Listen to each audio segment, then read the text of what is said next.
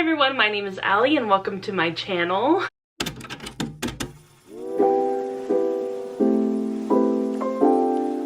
Today is a very exciting video. I am finally going to be doing my favorite books of 2023.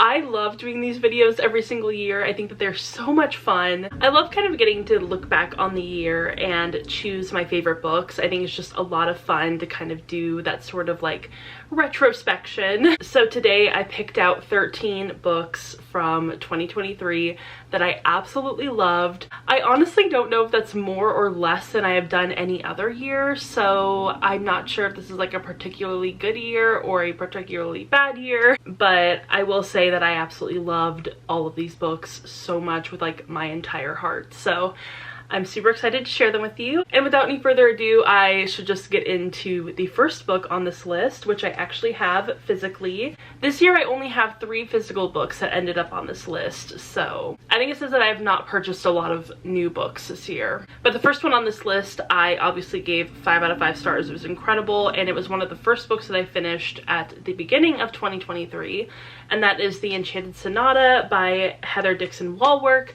This is a YA fantasy retelling of the Nutcracker with a little bit of an influence of the Pied Piper. I fully devoured and loved this book so much. If you've been around on my channel for a little bit, you might know that I love the Nutcracker. It's one of my very favorite things from childhood. I was really into Barbie as a Nutcracker. I was really into the regular like animated feature film of the Nutcracker. And one of my fondest memories of being a kid was getting to see my childhood best friend in the Nutcracker. So I feel like this story is just really close to my heart. I knew that I was going to be really excited to read this book, and I had a feeling I was going to love it, but I didn't realize how much it would really inform my taste in fantasy, especially throughout 2023 and even into 2024. This book really highlighted for me what I love about fantasy and the kinds of fantasies that I love. And I mean, if you've been on my channel for a while, you're gonna hear the word whimsical. I'm just sorry, I can't help it. It's my total like key word when it comes to fantasy. I love a good whimsical, unique, lush, magical, fun, fantastical fantasy. And this kind of goes above and beyond in that sort of way. So if you're also like me and you really want something that is going to completely sweep you off your feet and is going to kind of have that sort of whimsical feeling that a lot of like Disney movies have, I feel like this would be perfect for you. On the back it says, Clara Stahlbaum has her future perfectly planned. Marry the handsome pianist Johann Kahler and settle down to a life full of music. But all that changes on Christmas Eve when Clara receives a mysterious and magical Nutcracker. Whisked away to his world, an enchanted empire of beautiful palaces, fickle fairies, enormous rats, and a prince, Clara must face a magician who uses music as spells and the future she thought she wanted. And even though this book is YA, I feel like this could be enjoyed by a lot of different kinds of people. There is a really beautiful romance in this book that I absolutely loved, and I am desperate for a sequel. I'm pretty sure that this author is not really focusing on writing anymore, so that's a little bit of a bummer. I might never get the sequel of my dreams, but I just had to put that out there. I think that this book just so desperately calls for a sequel. I'm kind of going through chronologically. So the next book on this list is Mame by Jessica George. This is a adult literary fiction, and I absolutely loved this book. I will say that this book didn't get a full 5 out of 5 stars for me, but based on my overall enjoyment of this book, I felt like it just needed to be in my favorites list. And basically this book is about Maddie, and she is in her 20s and she doesn't really know what she wants from her life. And being the eldest daughter of an immigrant family, she feels a lot of the entire family's weight fall onto her shoulders. She is having to take care of her ailing father. She has a mother who kind of just shirks a lot of her responsibilities and puts them onto Maddie. And then she also has a younger brother who is pretty immature and doesn't want to take responsibility the way that she does. I think that this book does a really, really good job at showcasing the parentification of the eldest daughter. I think that a lot of eldest daughters can really, really relate to this book, and I found it very relatable. I will say that there is some brief biphobia within this book, but it does get very quickly resolved and righted, so I don't think that it's that big of a deal, but I figured I would mention it in this video. But yeah, overall I did really, really enjoy this book, and I saw a lot of myself in the main character, and I think it's just one of those like adult coming of age literary fiction books that should be on everybody's list. Another adult coming of age literary fiction book that I think should be on everybody's radar is Adelaide by Genevieve Wheeler. I absolutely adored this book, and it completely broke me. I feel like it was one of the first books of the year that really truly made me cry. This book is just so devastating in such a like mundane way.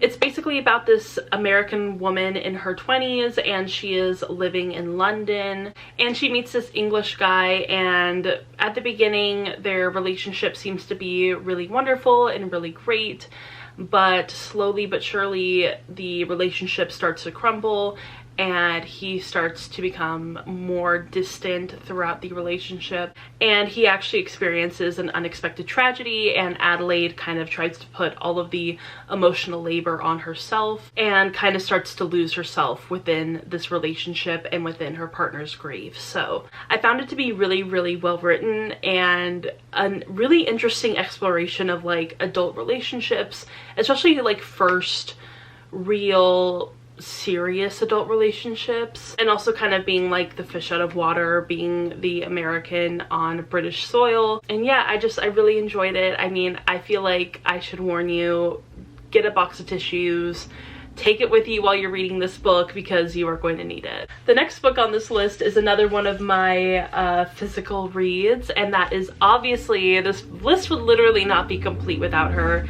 It's Happy Place by Emily Henry. Oh my gosh, this book I ended up loving even more than I could have ever possibly imagined. I am just so obsessed with Miss Emily Henry. Every book that she writes, I swear, is a home run. I'm just amazed by the way that she crafts these incredible, heartwarming, but also heart-wrenching and lovely romance novels. She is just incredible, and this one is just no exception. I think this might be my second favorite Emily Henry romance novel. Beach Read will always be number one for me. I cannot imagine that any other book will ever knock out Beach Read for me, but Happy Place got so close. And I made an incredible playlist for this book that I listened to literally into the ground. So I will link that down below if I remember. But yeah, I just loved Happy Place. This is kind of like a second chance romance vibe. It's about these two main characters, Harriet and Wynne, and they have been together for a while. They actually got engaged, and they ended up moving to San Francisco, kind of away from their friend group, outside of like the kind of college sphere that they had been really used to. And so they move in together, and things just kind of start to crumble. They end up breaking up without telling their friend group, and are both separately invited on this trip that their entire friend group is taking, and they kind of have to keep up this ruse that they are still together. And I loved it. I loved every freaking second of this book. I initially tried to read it as an audiobook, which I have actually done twice before with Emily Henry books. I read People We Meet on Vacation as an audiobook, and also Book Lovers as an audiobook, and I was totally fine with both of those experiences. I loved those books so much. But then with this book, for some reason, I was like, no, I need to read this one physically. I just have this feeling. So I ended up picking up this book the day or so that it came out. I can't remember if it was the day of or the day after, but I had to pick this book up physically. And I was also a little surprised when I found out that this book was actually in hardcover. I was not expecting that. I had no idea, but I ended up reading it physically, and I loved every second of it. It destroyed me. It was incredible. I loved the friendships, the dynamics between that friendship group.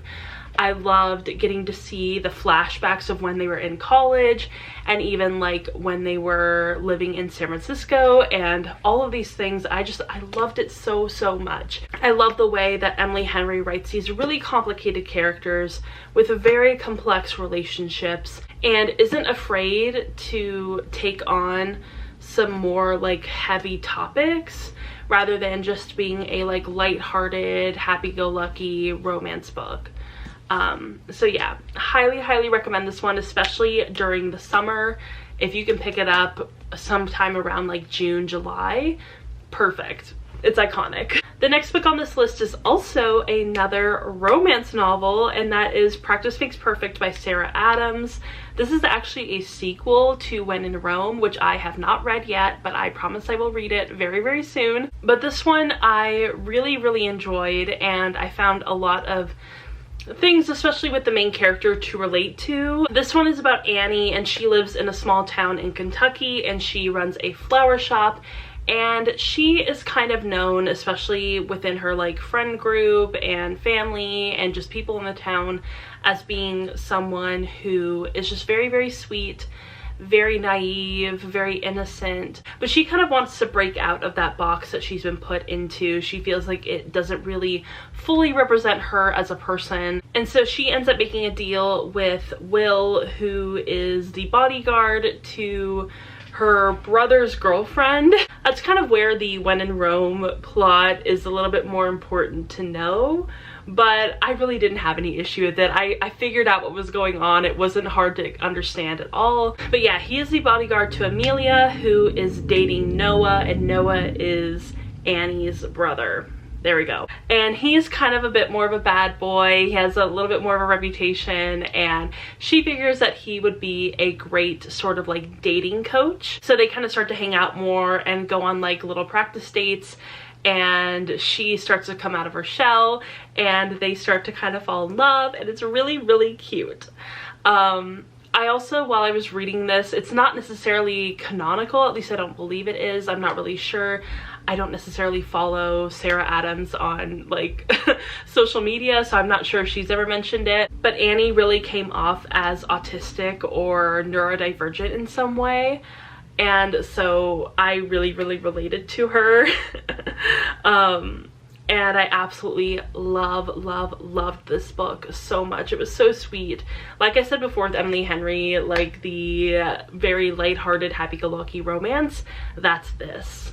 This one is the lighthearted romance, and it's so good. The next book on this list is Mickey Chambers' Shakes It Up by Cherish Reed, and this is another romance book that I absolutely loved. This one was fun because it kind of had that grumpy sunshine element to it, and basically it follows the titular character Mickey, and she is a literature teacher. She's kind of like an adjunct professor. She doesn't have like a permanent job at this college, but she does teach literature, and she ends up needing a second job because obviously that does not pay the bills. So she ends up finding a job at a bar, and lo and behold, the owner of the bar is actually one of her students. So things kind of start to go from there. The guy that owns the bar, his name is Diego, and he actually used to be married, but unfortunately his wife passed away, and so he really hasn't kind of been the same ever since then. And like it says in the title, Mickey Chambers, she comes into his life and she shakes things up. So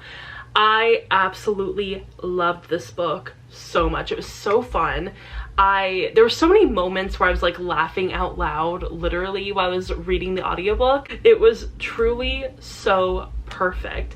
And this was also kind of the year of me reading romance books where the main characters aren't in their 20s. Like I believe that both of these characters, I think that Mickey is in her 30s and Diego is in his 40s, so that was really interesting to read about as well. I read a few different romance books this year, or last year I guess, where the main characters were like in their 30s, 40s, or 50s, so I don't know, I thought it was really fun, and it was definitely very refreshing, and I absolutely highly recommend this book. It's so good. I believe I skipped over this one a little bit, and that is Love on the Brain by Ali Hazelwood. I loved this book. Just, oh my gosh, it was so good. It was so good, and I was not expecting for it to be that good, but I It blew me out of the water. It was so fun. And I think that I had kind of underestimated it a little bit because I had read one of her short stories or whatever. I don't know what they're called. Is it a short story, novella, whatever? I had read one of the novellas a while ago and I didn't absolutely love it. Like, I didn't hate it, but it just wasn't really for me. So I kind of went into Love on the Brain with the kind of lower expectations, but then this book absolutely blew me out of the water. It totally proved me wrong and I loved it so much. It was so fun. And I was reading it the entire time with like a huge smile on my face. It was the best time I had probably last year reading. As you all know, a lot of the Ali Hazelwood books are sort of like very thinly veiled Reylo fanfiction, which I mean, I'm not mad about. If you know me, you know I love Star Wars. I guess I don't talk about it quite as much anymore, mainly because I feel like the fandom kind of sucks, so I really don't talk a lot about it anymore, but I love Star Wars so much, and I'm a very, very low-key Reylo shipper. If you've seen my room, I do have a few fan art prints of Reylo fan art. Yeah, I do. I have like 1, 2, 3 in my room. Four, because Zoraida Cordova, one of my favorite authors, she sent me a little postcard and it has Reylo fan art on it. So yeah, I have quite a few different prints of Reylo fan art in my room, but I really don't try to like insert myself into that community. It's a little not for me. And I even have a Pinterest board full of Reylo fan art anyway. I'm really calling myself out here, but I loved it so much. And I actually ended up picking up Love Theoretically while I was in Palm Springs because I loved this book so much, and I'm like, you know what, I gotta read this one, and I will. This year, I promise I'm going to read this book. I also have the audiobook for this one, so it really should be top priority on my list. Maybe it will be. Maybe I'm gonna push it up right now and be like, okay, we're gonna read it. But this one is also kind of like a grumpy sunshine narrative. I really like that little trope. And this one follows Bee, and she ends up getting offered a lead on a neuroengineering project for NASA. I'm not a science person, and yet I loved this. It was so fun. I feel like, you know, this is perfect for the girlies, either who really like science or who really don't like it, because Ali Hazelwood makes it look like so much fun. And I love that about her, so yeah. But unfortunately, she finds out that the co-lead on this project is Levi Ward, and he is not only really hot, but also kind of her sworn enemy. They went through grad school together, and it always seemed to her that he didn't really like her that much. She kind of took that to heart and decided that he was her enemy, and she didn't like him, he didn't like her, and that was just gonna be fine. But then they end up having to work together, and you know how these things go. So I love this book. I think it's so much fun. I actually do also own The Love Hypothesis. Surprisingly, the only Ali Hazelwood book that I've finished, I don't own. But yeah, I really enjoyed this book. I thought it was so much fun and very swoony, very cute, very steamy, and just a good old time. The next book on this list is Rein Me In by Kayla Gross, and I loved it. It really made me realize that I might actually like cowboy romances. This book also has a fat main character, which I really appreciated. I cannot stop thinking about this book because I just love it so much. Basically, it's about this girl named Blake, and she witnesses a terrible, terrible accident where her brother is killed, and she kind of swears off all things having to do with horses and cowboys and whatever. She moves away from the countryside and into the city, and then she ends up coming back home and has to sort of reacclimate to this sort of environment that she really has tried to keep herself away from for a very long time because of her grief. But she ends up running into one of her brother's friends from way back in the day, and they kind of have this very interesting relationship going on. So I loved it so much. It was so swoony. It was so incredibly, I don't know, like there's something about it that just felt like so much fun and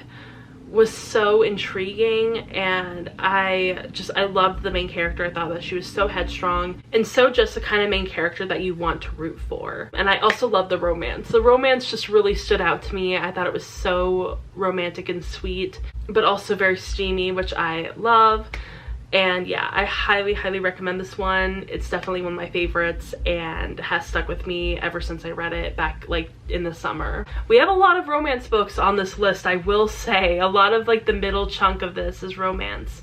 The next one on this list is Emma of 83rd Street by Audrey Belleza and Emily Harding. This is a Emma by Jane Austen retelling. And oh my god, I was obsessed with this book. It would not leave my brain for the longest time after I read it. If you grew up reading the Gossip Girl series, or even if you just like watched the TV show, you might really love this book. It's kind of more of a lighthearted take on New York, but I do feel like it still kind of has a lot of those things that make Gossip Girl what it is. There's something about the story of Emma that I just will eat up every single time. I love it so much. I just love Emma. I love Emma Woodhouse. I think that she's a fantastic character. I love getting to see her little exploits. I love getting to see the highs and lows of her story. And this one just really knocked it out of the park for me. It was so fantastic. It was so good. And so good in a way that I have really not seen from other Jane Austen retellings. I feel like sometimes people can get a little bit lazy with their Jane Austen retellings, and it's not quite as exciting and interesting as it could be. But this one just really, really impressed me, and I loved it. So highly recommend if you're looking for a Jane Austen retelling. This is where I think you should start. It is so good. The next book is A Proposal They Can't Refuse by Natalie Kanya. This is the first book in the Vega Family Love Stories series. And wow, one of my new favorites. It is so, so good. Basically, this one is a little bit harder for me to explain without reading it because it is kind of a little convoluted. It says, Camila Vega is desperate to convince her family to update their Puerto Rican restaurant and enter it into the fall foodie tour. With the gentrification of their Chicago neighborhood, it's the only way to save the place. Her blackmailing abuelo says if she wants to change anything in this restaurant, she'll have to marry the one man she can't stand, his best friend's grandson. Liam Kane spent a decade working to turn his family's distillery into a contender. Now he and his grandfather are on the verge of winning a national competition. Then Granddad hits him with a 1-2 punch. He has cancer and he has his heart set on seeing Liam married before it's too late. And Granddad knows just the girl, Camila Vega. If they refuse, the grandfathers will sell the building that houses both their businesses. With their futures on the line, Camila and Liam plan to outfox the devious duo, faking an engagement until they both get what they want, but soon they find themselves tangled up in more than either of them bargained for. Like I said, a little bit of a convoluted premise, but it works so well. And this sort of like enemies to lovers situation that is going on just really got me. I thought it was so perfectly well done, and I read it at the perfect time too, because it was like the middle of fall or like the beginning of fall or whatever, and this one is just so heavily involved with fall and very fall inspired. So if you can read it during that time of the year, I highly recommend it. They even go to a pumpkin patch, so it's a lot of fun. It is absolutely fantastic, especially if you're looking for a Latina romance book. I need to do a little bit of like a coffee break because oh my gosh, I always forget how much talking I do in these kind of videos. Also, I got this new cup from Walmart. I love it. And the straw is from the Dollar Tree. It's actually a glass straw. So yeah. The next book is A Curse for True Love by Stephanie Garber. I loved this book so much. It was so good. I actually ended up rereading the first 2 books in this series just in order to get ready for this one. and it was so well worth it. I loved everything about this book. The only thing that I could say that I didn't necessarily fully love was the fact that I wish that there had been more of Jax.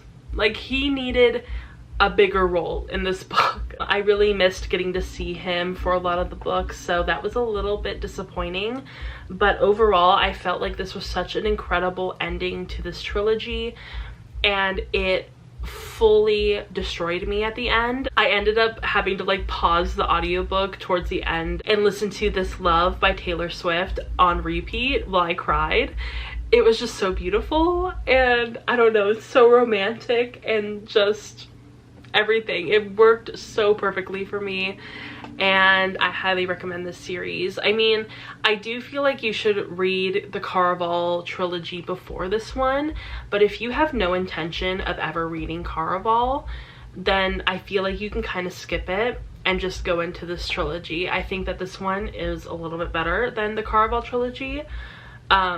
It really got me. I love Evangeline. I love Jax. I love their romance together. I love their story. I love getting to be within this world. I will take as many series as Stephanie Garber wants to give us that are set in this world. I love it. It's for the whimsical romantic girlies. And the second to last book is actually one that I finished within like the very last dregs of December. So this is why I didn't film this video in December. I always feel like some people jump the gun a little bit, and I'm like, how do you know that you might not read your favorite book of the year on like December 25th or December 30th or whatever? And that's kind of what happened to me. I ended up picking up Midnight Strikes by Ziba Shanaz and loved it so much. It was incredible. It's this time loop fantasy, and it follows a provincial girl who must work with a roguish prince to stop an attack on the royal family and escape a nightmarish curse that forces them to relive the same night again and again. This one I kind of described as like a really intricate game of chess. I felt like there were so many like really interesting moves, and because she had to relive the exact same day over and over and over again, she realized that there were like little things that she would have to change every single time just to make like a big impact, and it was so interesting. I personally have never really read a time loop fantasy, so that might just be me being like, wow, this is really incredible and I'm such a newbie. I did read a few reviews where it's like of people who have read more time loop fantasies that were kind of like not as impressed by it, but I personally loved it. I thought it was so much fun. I thought it was really intricate and really well executed. I really liked the character development of the main character, Anais. I think that she was really interesting to follow, and she did change quite a bit from beginning to end, which I love. But yeah, overall this book ended up giving me everything I could have asked for and more. I loved it. And the very last book is the one that I own physically, and that is A Study in Drowning by Ava Reed. Oh my gosh, I feel like I've talked about this book a lot, but I loved it so much. I did talk about it a little bit in my kind of like last Vlogmas video that I just recently posted. But yeah, I ended up loving this book so much. It is a young adult dark academia book. It basically follows this girl named Effie, and since childhood she's been haunted by visions of the Fairy King, and that is something that definitely follows her throughout this book. The only thing that is keeping her afloat is one of her favorite books by one of her favorite authors. And while she is at a prestigious architecture college, she ends up meeting this boy named Preston, and he is a literature scholar who is actually doing his dissertation, I believe, or some sort of report. And he is determined to prove Effie's favorite author is a fraud. And so they kind of butt heads a little bit in the beginning, but end up having to work together to figure this thing out. And I absolutely loved it. I thought it was really interesting to get to see this sort of like fantastical deep dive into literature. And this entire world was really inspiring to me. It definitely made me feel like I should be on the coast of Ireland, and it's like gloomy and rainy, and I'm sitting by the fire reading a book, listening to Unreal Unearthed by Hosier. Yeah, so I feel like it just really transported me into this world and it was so perfect for the end of the year. I'm really glad that I ended up picking it up, and it really rounded out the year so perfectly for me. Wow. Oh my gosh, that was a lot of talking and a lot of my favorite books. I hope you guys enjoyed getting to hear everything about these 13 books that I read. Let me know down below in the comments if you've read any of these books and how you enjoyed them, and if you have any books in particular that you read in 2023 that you absolutely love and want to share with me. I hope you guys had a really great reading year last year, and I know that we will all have a really great reading year this year as well. I cannot wait to see what new favorite books I discover this year. So yeah, I hope you guys enjoyed this video, and if you did, go ahead and give it a thumbs up and subscribe to my channel. Also go ahead and follow me on Instagram, Twitter, Goodreads, Storygraph, TikTok. All the links are down below, and I will see you all in my next video. Bye!